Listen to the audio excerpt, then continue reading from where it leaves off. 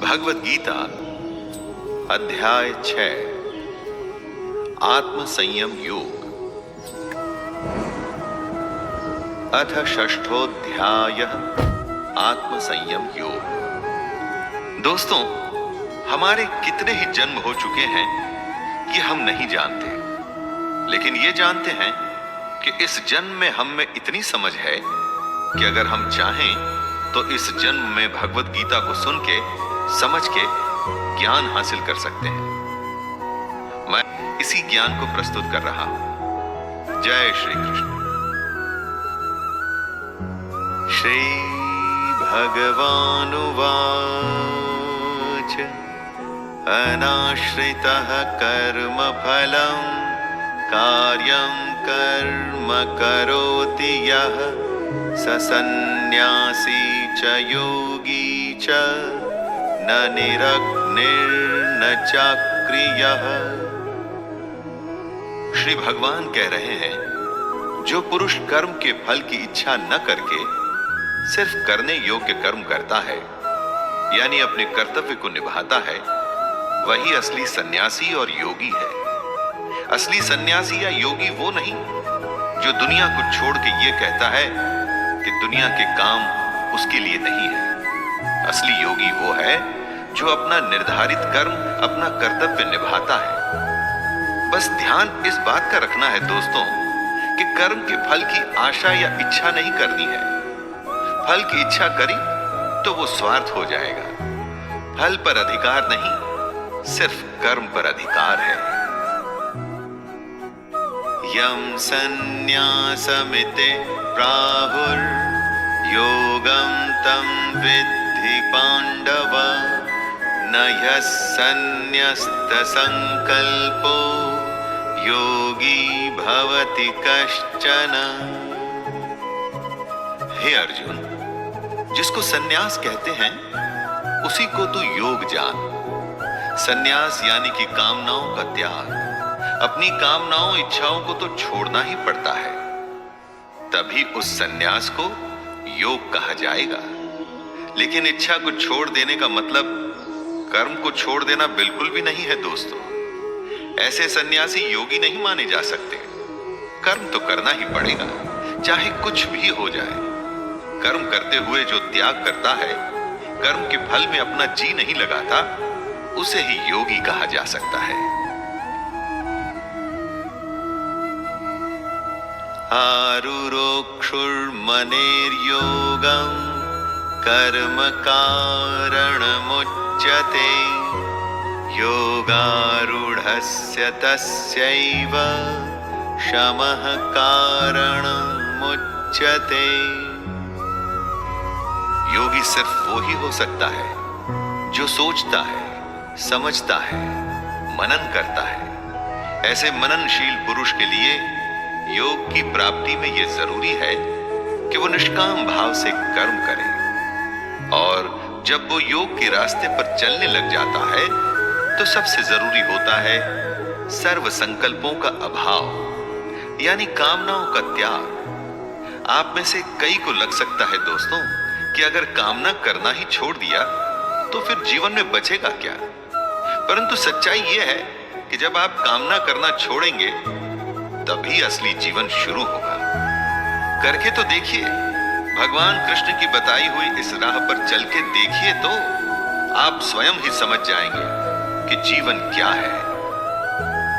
यदा हिनेन्द्रियार्थेषु न कर्मस्वनुषज्जते सर्वसंकल्पसन्न्यासी योगारूढ़स्तदुच्यते। कृष्ण कहते हैं कि जिस समय में योगी न तो इंद्रियों के भोगों में अपना मन लगाता है और ना ही कर्मों में ही आसक्त होता है, उस समय में जब वो अपनी सारी कामनाओं का त्याग कर देता है, तभी योगी होने की असली अवस्था में पहुंचता है। सबसे पहले आती है सोच। सोच के बाद सोचे हुए पर चलना, और सोचे हुए पर चलने के बाद उस रास्ते से भटकना नहीं, और फिर आखिर में लक्ष्य को प्राप्त करना। पूर्ण योगी बनाने के पूरे रास्ते को कृष्ण ने अर्जुन को समझाया है। उद्धरेदात्मनात्मानं नात्मानमवसादयेत् आत्मैव ह्यात्मनो बन्धुर् आत्मैव रिपुरात्मनः। दोस्तों, हम अपने ही सबसे बड़े मित्र हैं और अपने ही सबसे बड़े दुश्मन। अगर आपको लगता है कि आपके दोस्त या रिश्तेदार आपका भला या बुरा कर सकते हैं, तो वो बिल्कुल गलत है। वो दुनियादारी की बातों में आपको फायदा या नुकसान जरूर पहुंचा सकते हैं, लेकिन उन बातों का कोई अर्थ नहीं है। आप स्वयं ही अपने आप को इस दुनिया से ऊपर उठाकर ज्ञान हासिल करने की कोशिश कर सकते हैं। आपको खुद को ही कर्मों के बंधन में से छूटने की कोशिश करनी होगी, क्योंकि मरते भी आप हैं और जीते भी आप हैं, और अपनी कोशिश से भगवान को भी हासिल आप ही करेंगे। बंधुरात्मात्मनस्तस्य येनात्मैवात्मना जितः अनात्मनस्तु शत्रुत्वे वर्तेतात्मैव शत्रुवत्। इस श्लोक में कृष्ण बता रहे हैं कि हम में से कौन अपना खुद का दोस्त और कौन अपना खुद का शत्रु है। जिसने अपने मन और इंद्रियों सहित शरीर को जीता हुआ है, वो अपने आप का मित्र है, और जिसके द्वारा मन तथा इंद्रियों सहित शरीर नहीं जीता गया है, वो अपना शत्रु है। जो भावनाओं के आवेग में नहीं बहता और खुद पर नियंत्रण रखता है, वो अपना भला करता है, लेकिन जो काम या क्रोध में उल्टा सीधा कर जाता है, वो अपना कितना बड़ा नुकसान करता है, ये आप समझ सकते हैं। फैसला आपके अपने हाथ में है दोस्तों। जितात्मनः प्रशान्तस्य परमात्मा समाहितः शीतोष्ण सुख दुःखेषु तथा मानापमानयोः। सर्दी में या गर्मी में, सुख हो या दुख हो, जो एक जैसा ही रहता हो, शांत, मान हो या अपमान हो, जो दोनों में एक भाव से ही रहता हो, ऐसे पुरुष को कृष्ण स्वाधीन कहते हैं, मतलब कि इंडिपेंडेंट। ऐसे स्वाधीन पुरुष में ही सच्चा ज्ञान हो सकता है। अगर बाहरी चीजें डिसाइड करती हैं कि हमारा बर्ताव कैसा होगा, तो हम डिपेंडेंट हो गए। हमारी स्वाधीनता बंधी हुई है बाहर की चीजों में। जब हम अपने आप पर नियंत्रण पा लेते हैं, तो सब कुछ हमारे अंदर होता है। वो सच्ची आजादी है दोस्तों। परंतु हम में से ज्यादातर लोग गुलाम हैं। बस फर्क इतना ही है कि वो जानते नहीं। ज्ञान विज्ञान तृप्तात्मा कूटस्थो विजितेन्द्रियः युक्त इत्युच्यते योगी समलोष्टाश्मकाञ्चनः। जिसके अंदर ज्ञान और विज्ञान भरा हुआ है, जो किसी कमी को अपने पर हावी नहीं होने देता, जिसकी अपनी इंद्रियां अच्छे से जीती हुई हैं, और जिसके लिए मिट्टी, पत्थर और सोना एक समान है, वह योगी युक्त अर्थात भगवत प्राप्त है। असली योगी मिट्टी और सोने को एक जैसा समझता है। लेकिन सोना तो बहुमूल्य होता है, तो सोने को मिट्टी समझना क्या नादानी नहीं है दोस्तों? जी नहीं, सोना बहुमूल्य है, लेकिन इस दुनिया के सुखों के लिए वो सुख जो असल में झूठे हैं, योगी पुरुष इस बात को जान जाता है। सुहृन्मित्रार्युदासीना मध्यस्थ द्वेष्य बन्धुषु साधुष्वपि च पापेषु समबुद्धिर्विमत्सरः। विशिष्यते। योगी की परिभाषा को समझाते हुए कृष्ण कहते हैं, जो सुहृद है, मतलब जो मन से सबका भला चाहता है, जो सबका दोस्त है, जो अपने दुश्मन से, अपना बुरा चाहने वाले का भी अच्छा चाहता है, वही असली योगी है। अच्छे बुरे लोगों में भेद करना हम सबकी आदत होती है, लेकिन क्या सब लोगों को जज कर पाने में आप सक्षम हैं? नहीं। जो योगी होता है ना, वो किसी को जज नहीं करता, वो सबके लिए एक जैसा भाव रखता है। साधु को अच्छा कहना और चोर को बुरा कहना तो आम बात है, वो तो हम सब करते हैं, लेकिन योगी ऐसा नहीं करता। योगी युञ्जीत सततं आत्मानं रहसि स्थितः एकाकी यच्चितात्मा निराशीर परिग्रहः। जो अपने मन और इंद्रियों के साथ शरीर को वश में रखता है, जिसने अपने मन में आशा को खत्म कर दिया है और जो कुछ भी संग्रह मतलब कि इकट्ठा नहीं करता, वही योगी है।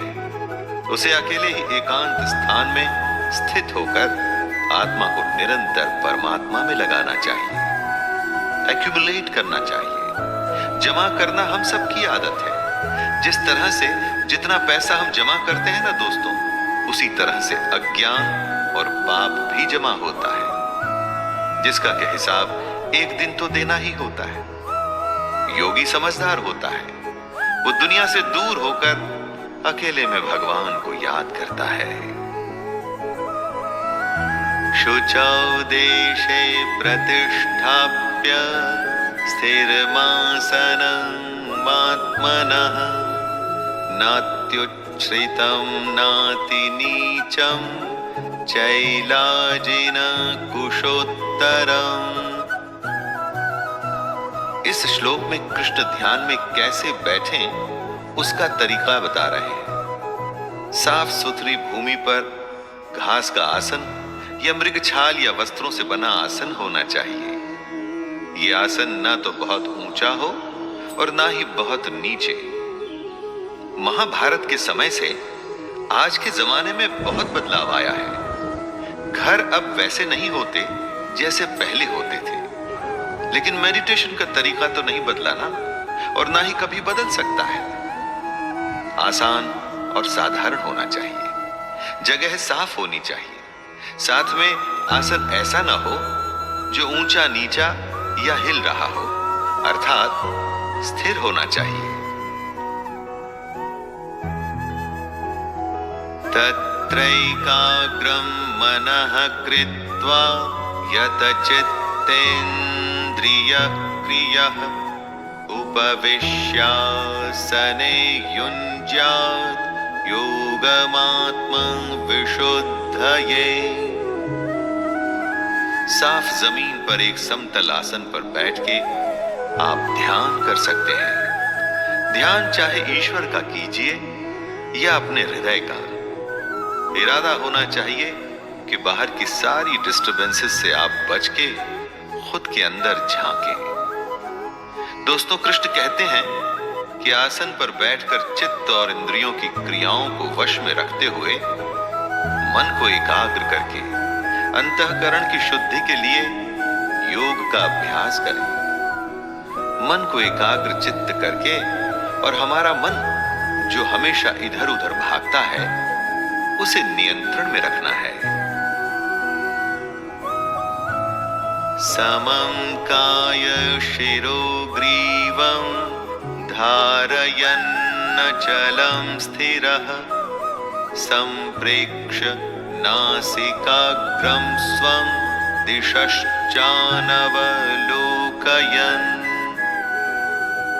ध्यान में कैसे बैठें, मेडिटेशन कैसे करें, इसी को समझा रहे हैं कृष्ण।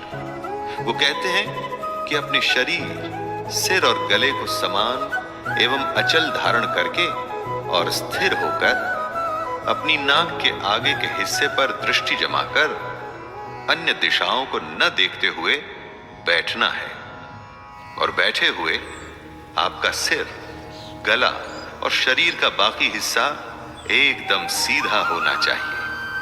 शरीर की स्थिरता के बाद मन को स्थिर करने के लिए आंखें नाक के आगे वाले हिस्से पर रखें ताकि और कुछ दिखाई न दे। ऐसा करके अपने मन को आप नियंत्रित कर सकते हैं, ध्यान कर सकते हैं। प्रशांतात्मा विगत भीर ब्रह्मचारि व्रते स्थितः मनः संयममच्चित्तो युक्त आसीत मत्परः। कृष्ण ध्यान की अवस्था के बारे में आगे बताते हुए कहते हैं कि साधक को ब्रह्मचारी के व्रत में स्थित होना चाहिए। ब्रह्मचारी से यहां मतलब है ब्रह्म में आचार करने वाला, नियम से यज्ञ करने वाला। मन में कोई भी भय नहीं होना चाहिए, अंतःकरण एकदम शांत होना चाहिए। ऐसा सावधान योगी मन को रोककर मुझ में अपना चित्त लगाए। बिहेवियर सात्विक होना चाहिए, किसी बात का कोई डर ना हो और मन में शांति। यही है योगी की अवस्था। युञ्जन्नेवं सदात्मानं योगी नियतमानसः शांतिं निर्वाण परमां मत्संस्थामधिगच्छति। योगी की ध्यान की अवस्था को और समझाते हुए कृष्ण अर्जुन से कहते हैं, हे अर्जुन, जिसने अपने मन को वश में कर लिया है, ऐसे योगी को अपनी आत्मा में मेरे स्वरूप को ढूंढना चाहिए। ऐसा करता हुआ योगी मुझ में रहने वाली परमानंद की पराकाष्ठा रूप शांति को प्राप्त होता है। दोस्तों, हमारी आत्मा उसी परमात्मा का ही एक अंश है। मन इस सच को हमसे छुपाने की कोशिश करता है। इसीलिए मन को वश में करना एक योगी के लिए बेहद जरूरी है। तभी ध्यान पूरा होगा, साधना पूरी होगी। नात्यश्नतस्तु योगोस्ति न चैकान्तमनश्नतः न चाति स्वप्नशीलस्य जाग्रतो नैव चार्जुन। योग करते तो बहुत हैं, लेकिन कितनों को इसमें सिद्धि मिलती है? और कौन है वो जिनको ये सिद्धि प्राप्त होती है? यही बात कृष्ण बताते हैं।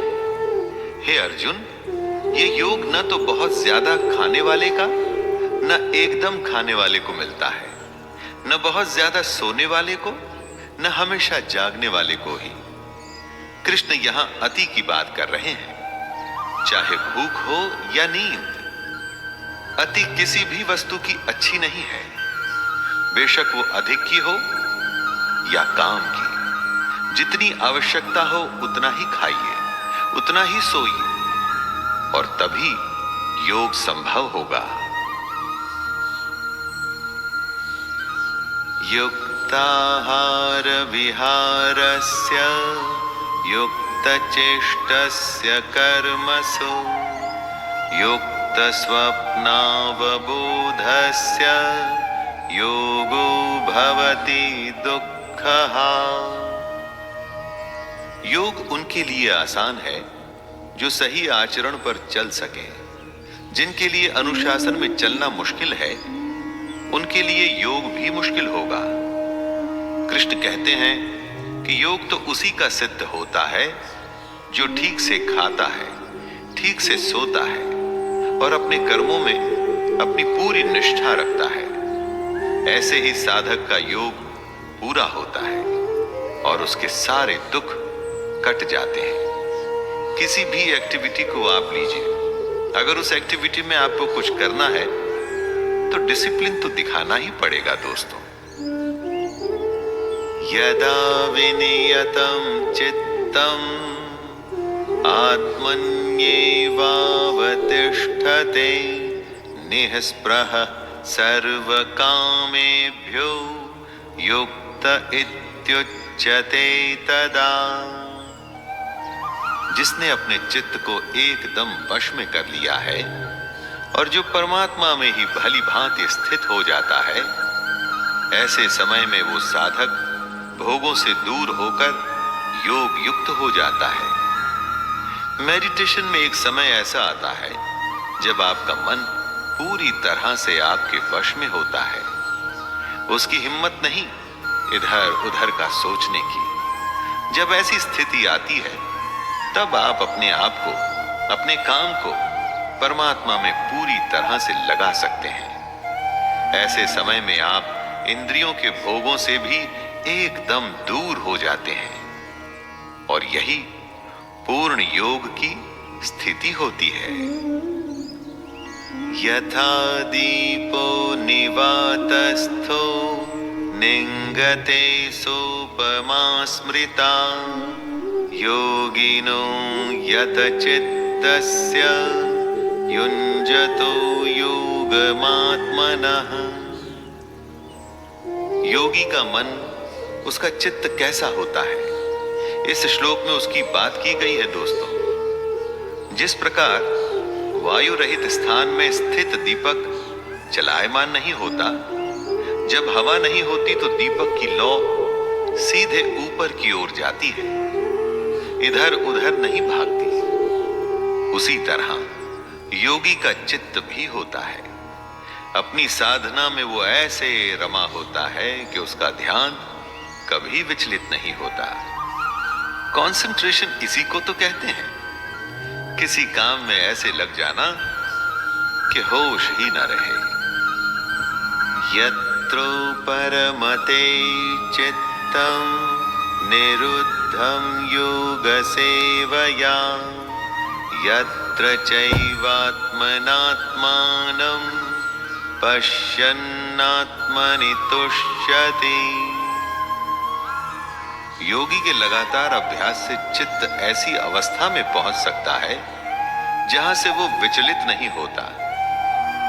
ऐसी विश्राम की स्थिति में जब चित्त पहुंचता है तो हमारी सूक्ष्म बुद्धि, हमारा इंटेलेक्ट परमात्मा के साक्षात्कार कर सकता है। इसी में योगी को सच्ची संतुष्टि मिलती है।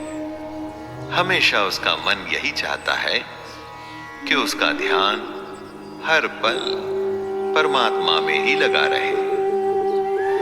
शुरू में अगर आपका मन वश में नहीं होता ना दोस्तों, तो घबराइए मत, लगातार ध्यान का अभ्यास करते रहिए और एक दिन ऐसा होगा कि ये जो मन है ना, ये आपके कंट्रोल में आ जाएगा और उसके बाद योग को करना आसान हो जाएगा।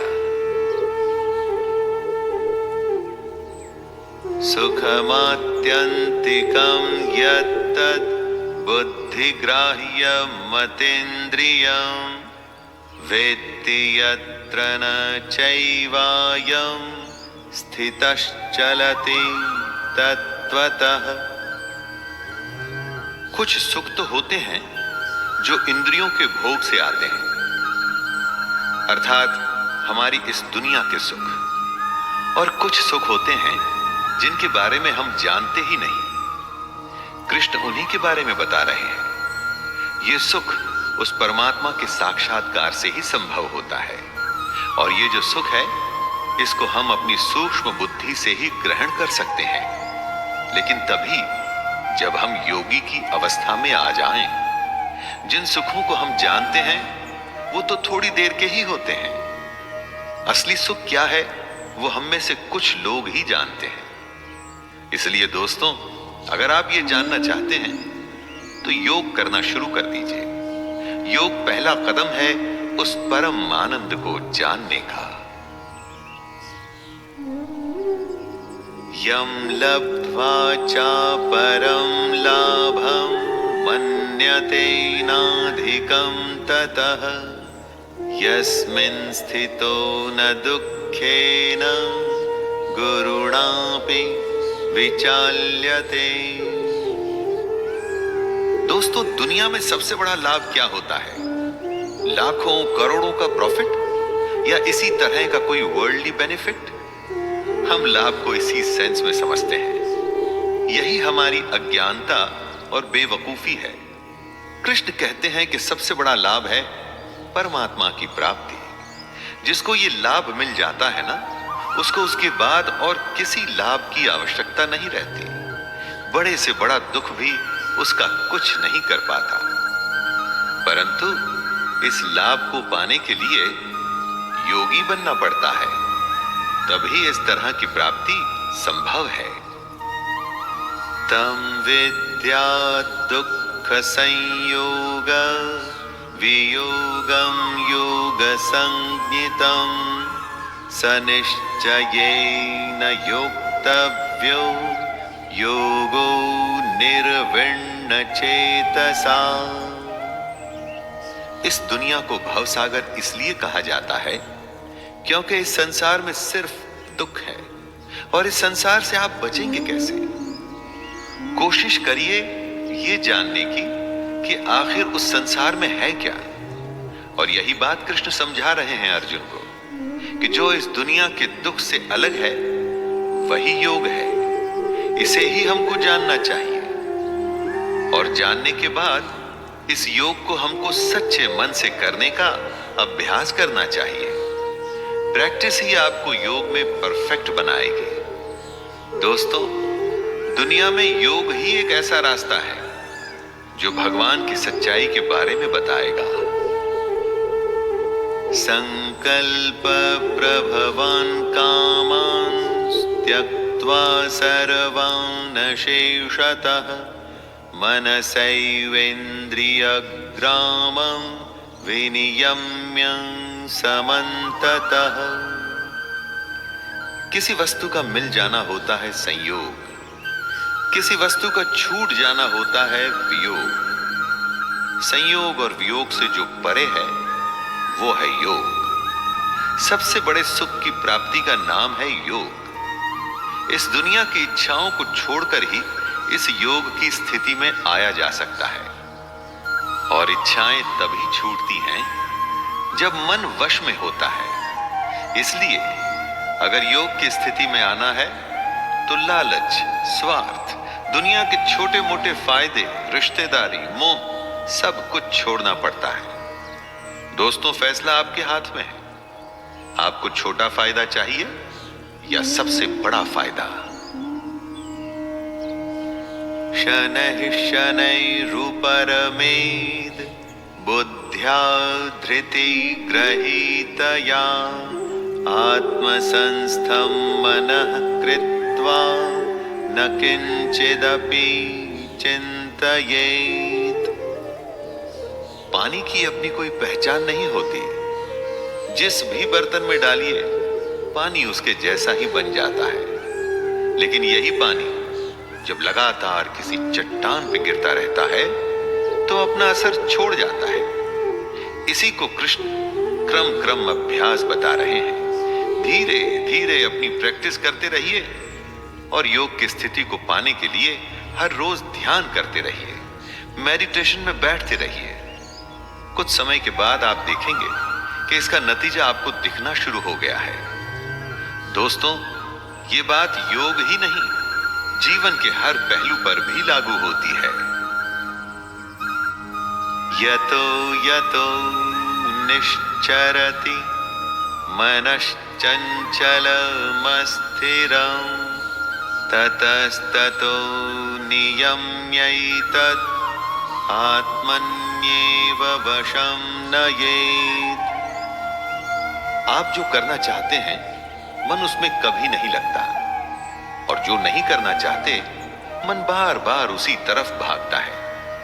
इसीलिए तो मन को चंचल कहते हैं। दोस्तों, ये कभी रुकता नहीं, परंतु लगातार अभ्यास से इसकी इसी आदत पे आप विजय पा सकते हैं। दुनिया की अलग अलग बातें इसको भगाती हैं, अस्थिर बनाती हैं। आपके अपने संकल्प, अपनी इच्छा शक्ति को दृढ़ करके ध्यान करते हुए इसी मन को वश में करना है। तभी ये मन परमात्मा या जो काम आप करना चाहते हैं उसमें ही लगा रहेगा। प्रशांत मनसं येनं योगिनं सुखमुत्तमं उपैति शान्तरजसं ब्रह्मभूतमकल्मषम्। गति चाहे धीमी ही क्यों न हो, लेकिन लगातार अभ्यास के बाद आप पाएंगे कि आप अपने मन को वश में कर सकते हैं। एक बार ऐसा हो गया तो आपका मन शांत हो जाएगा, उसकी चंचलता खत्म हो जाएगी। ये अवस्था ही पहली कड़ी है उस श्रृंखला की जो आपको एक दिन परम आनंद के पास ले जाएगी। परमात्मा के अगर दर्शन करने हैं, सबसे बड़े सुख को अगर फील करना है तो शुरुआत यहीं से करनी होगी। मेडिटेशन को आप गेटवे मान सकते हैं सबसे बड़े सच का। युञ्जन्नेवं सदात्मानं योगी विगत कल्मषः सुखेन ब्रह्म संस्पर्शम् अत्यंतं सुखमश्नुते। जो लगातार खुद को ध्यान में लगाकर अपने मन को वश में करके योगी की स्थिति में आता है, वो सारे पापों से भी दूर हो जाता है। वही योगी पर ब्रह्म परमात्मा के रूप को जान पाता है। यही तो सबसे बड़ा आनंद है। किसी को सोने में, किसी को खाने में, और भी न जाने अनगिनत काम हैं जिससे लोगों को आनंद मिलता है। लेकिन दोस्तों, ये सारे आनंद क्षणिक हैं, कुछ मोमेंट्स में खत्म हो जाने वाले। ब्रह्म के स्वरूप को पहचानने का जो आनंद है वो सदा सदा के लिए है। वो ऐसा सुख है जो कभी खत्म नहीं होता। सर्वभूतस्थमात्मानं सर्वभूतानि चात्मनि ईक्षते योगयुक्तात्मा सर्वत्र समदर्शनः। हमारे चारों तरफ एक अनंत चेतना है, इन्फिनिट कॉन्शियसनेस। इसी में हमको एक भाव से अपना मन लगाना होता है। जो योगी ऐसा करने में सक्षम हो जाता है, जो सबको समभाव से देखता है, वो अपनी आत्मा को जान जाता है। हमारी आत्मा में सब कुछ है, लेकिन उसे देखने के लिए ज्ञान चाहिए होता है, और ये ज्ञान योग से ही आता है। कॉन्शियसनेस की सबसे बड़ी स्थिति को ही योग कहते हैं, और तभी हम अपने आप को पूरी दुनिया में और पूरी दुनिया को अपने आप में देख पाते हैं। यो मां पश्यति सर्वत्र सर्वं च मयि पश्यति तस्याहं न प्रणश्यामि स च मे न प्रणश्यति। बहुत बड़ा एक सवाल है, आज से हजारों साल पहले भी था, आज भी है और आगे भी रहेगा। दोस्तों, अगर भगवान है तो दिखता क्यों नहीं? जो होता है वो दिखता है, जो नहीं होता वो नहीं दिखता। ऐसा हमारी इस दुनिया की सोच कहती है। विज्ञान अभी स्पिरिचुअलिटी के पास नहीं पहुंच पाया है। जब देखना ही गलत हो तो भगवान दिखेगा कैसे? अरे उसे देखने के लिए योग की स्थिति में आना पड़ता है। जब आप इस योग की स्थिति में आ जाते हैं, तब कृष्ण आपके लिए अदृश्य नहीं और आप कृष्ण के लिए अदृश्य नहीं। सर्वभूतस्थितं यो मां भजत्येकत्वमास्थितः सर्वथा वर्तमानोऽपि स योगी मयि वर्तते। दोस्तों, इस दुनिया में अनेकता है, परंतु उस भगवान तक जाने के लिए आपको एकता का सहारा लेना है। अपनी सारी फीलिंग्स को एक करके ध्यान लगाना है। इस एक ही भाव में स्थित होकर जो अपना ध्यान मन पे लगा उसे वश में करता है, वही योगी बन पाता है। बहुत सारे विचारों की जरूरत नहीं है, निश्चय से खुद को नियंत्रण में रखना है, तभी बुद्धि एक जगह लगती है, वरना इधर उधर भागती रहती है। कृष्ण कहते हैं, जो ऐसा करते हुए मुझे भजता है, मैं उसे ही प्राप्त होता हूं। आत्मौपम्येन सर्वत्र समं पश्यति योऽर्जुन, सुखं वा यदि वा दुःखं स योगी परमो मतः। हे अर्जुन, जो योगी सुख और दुख को समान ही देखता है, ऐसे सम देखने वाले योगी को परम श्रेष्ठ माना गया है। दोस्तों, जो भेदभाव करे, क्या वो योगी कहलाया जा सकता है? नहीं। जो सबको स्वीकार न करे, क्या वो योगी कहलाया जा सकता है? कभी नहीं। कृष्ण योगी को डिफाइन करते हुए बताते हैं कि योगी तो वो है जो समभाव रखता है, वो सुख और दुख में एक जैसा होता है। भगवान को सिर्फ मंदिर या पूजा पाठ में हम जैसे लोग देखते हैं, वो तो योगी ही होता है जिसे हर वस्तु में भगवान दिखता है। अर्जुन उवाच योऽयं योगस्त्वया प्रोक्तः साम्येन मधुसूदन, एतस्याहं न पश्यामि चञ्चलत्वा स्थितिं स्थिराम्। अर्जुन एक बहुत ही स्वाभाविक सवाल पूछते हैं। यह सवाल हम सबके मन में सबसे पहले आता है दोस्तों। हे मधुसूदन, जो ये योग आपने समभाव से कहा है, मन के चंचल होने से मैं इसकी नित्य स्थिति को नहीं देखता हूं। अर्जुन कहते हैं कि मन क्योंकि चंचल है, इसलिए वो कभी समभाव में आ ही नहीं पाते। ये कहना तो आसान है कि सुख और दुख को एक जैसा देख के समभाव रखना चाहिए, लेकिन मैं ये जानना चाहता हूं कि इस समभाव को लाएं कैसे। चंचलं हि मनः कृष्ण प्रमाथि बलवृद्धृढम्, तस्याहं निग्रहं मन्ये वायोरिव सुदुष्करम्। हे श्री कृष्ण, ये मन बड़ा चंचल है, दूसरों को दबाता है, बड़ा दृढ़ और बलवान है।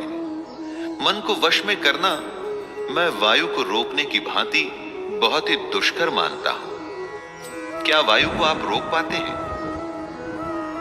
दोस्तों, अर्जुन मन को वश में करने को इतना ही मुश्किल बता रहे हैं और पूछ रहे हैं कि इस बदमाश मन को कैसे कंट्रोल में लाएं। इसीलिए तो कहा जाता है कि मन के हारे हार है और मन के जीते जीत।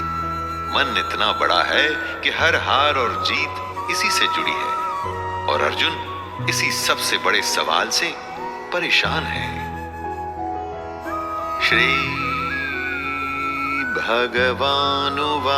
भगवानुवाच असंशयं महाबाहो मनो दुर्निग्रहं चलम्, अभ्यासेन तु कौन्तेय वैराग्येण च गृह्यते। सबसे कठिन प्रश्न का सबसे आसान उत्तर सिर्फ कृष्ण ही दे सकते हैं।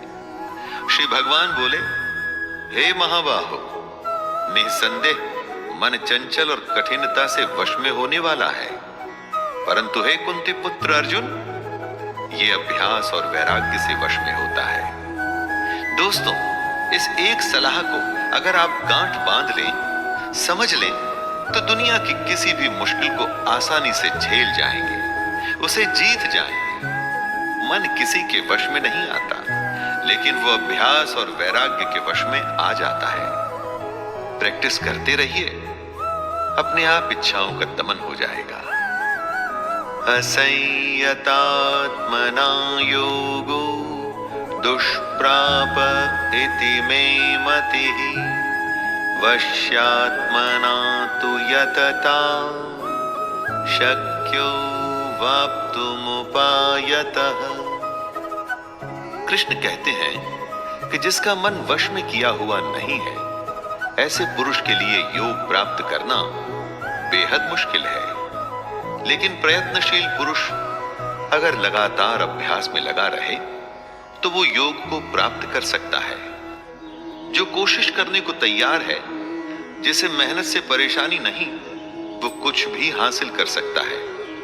बस छोड़ना नहीं है, लगे रहना है दोस्तों। सफर लंबा हो या छोटा, पहला कदम तो उठाना ही पड़ेगा। मन को वश में करना भी वो पहला कदम ही है।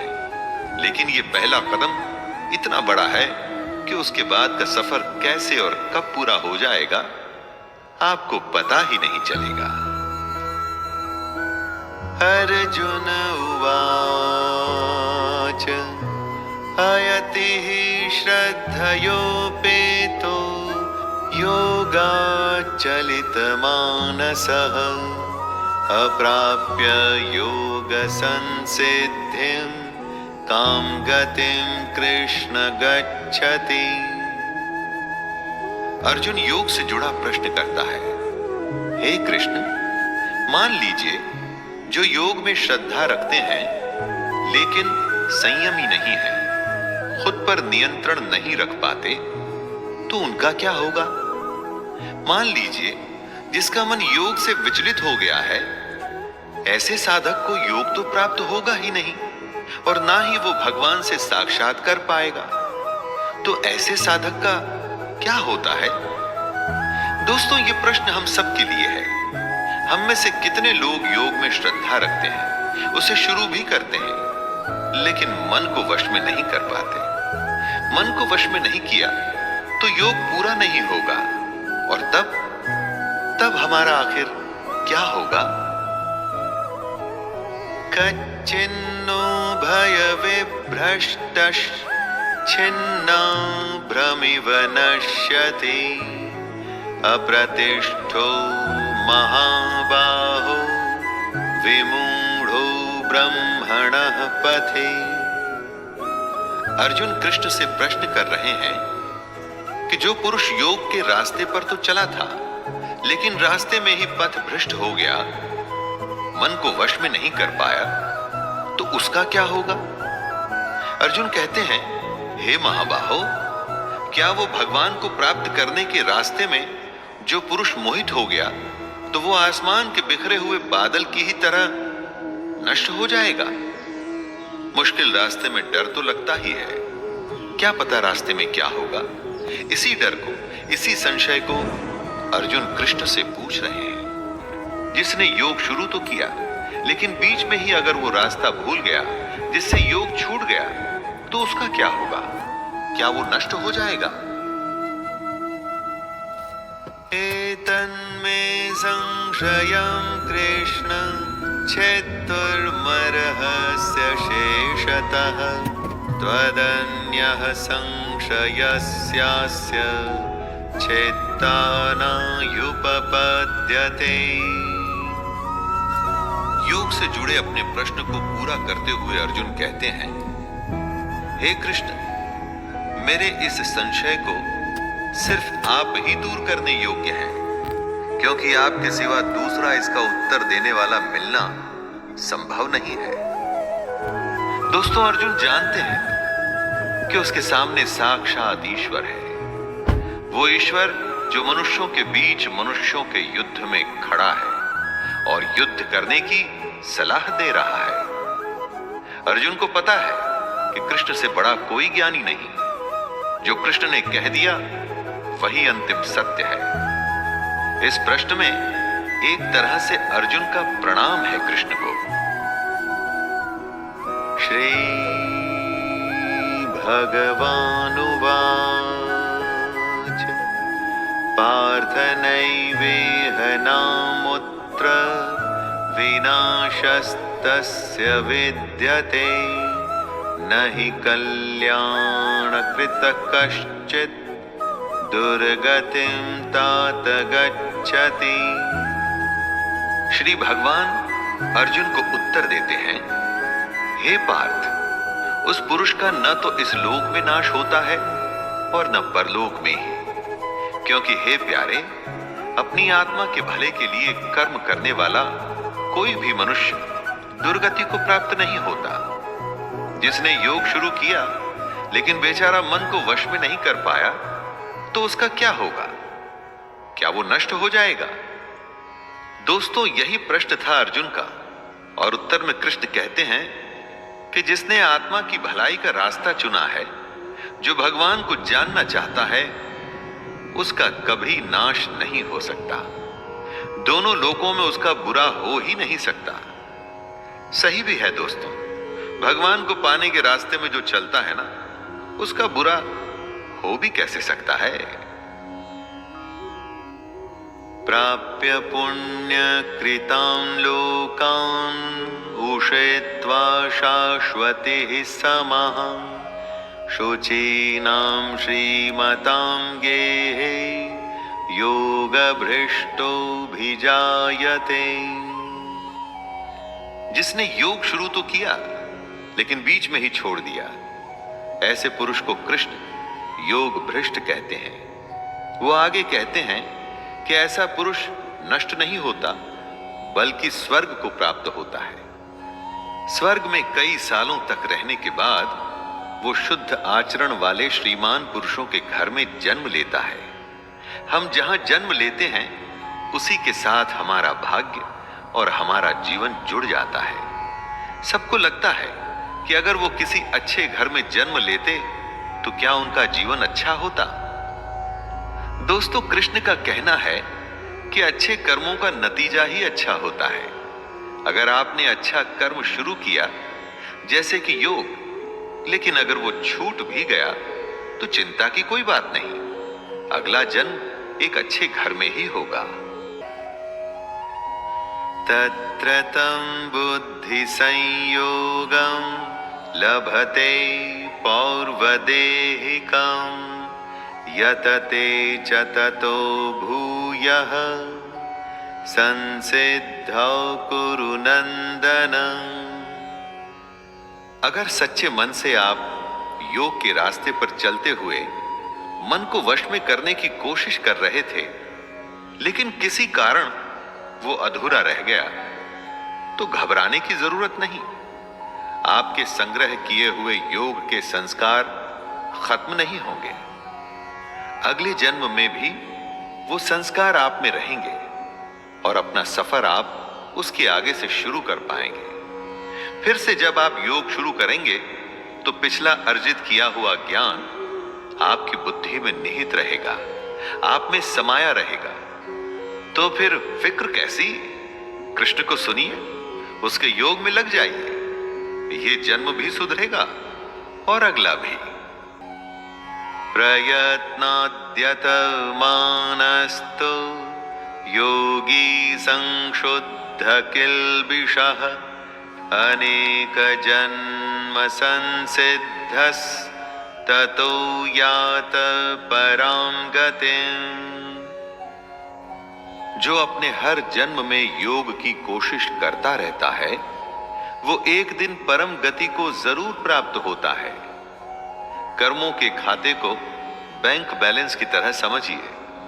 अच्छा जमा होता रहता है और बुरा घटता रहता है। हर जन्म के संस्कार इस खाते में जमा हो रहे हैं। कृष्ण कह रहे हैं कि लगातार कोशिश करने वाले को एक न एक दिन उसकी मेहनत का फल मिलता ही है। योग में बीज का नाश नहीं होता। अगर आपने योग में कुछ भी कोशिश की तो उसका फल तो अवश्य ही मिलेगा। करनी चाहिए। योगिनामपि सर्वेषां मद्गतेनान्तरात्मनां श्रद्धावान् भजते यो मां समे युक्ततमो मतः। जितने भी योगी होते हैं ना, उनमें से सबसे श्रद्धावान योगी अपनी आत्मा से मुझको निरंतर भजता है। वह योगी मुझे परम श्रेष्ठ मान्य है। कृष्ण जी ने अपनी प्रेफरेंस बताई है दोस्तों। भजन दिखावे की चीज नहीं होती, इसका प्रदर्शन नहीं करना चाहिए।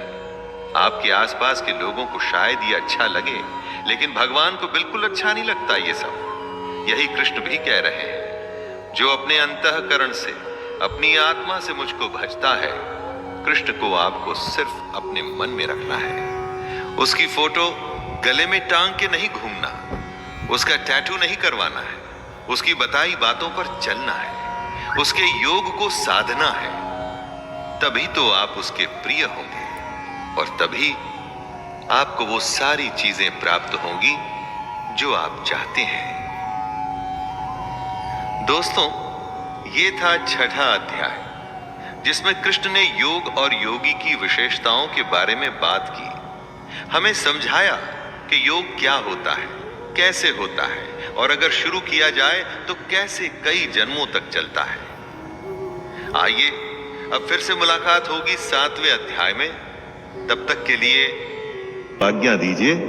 जय श्री कृष्ण।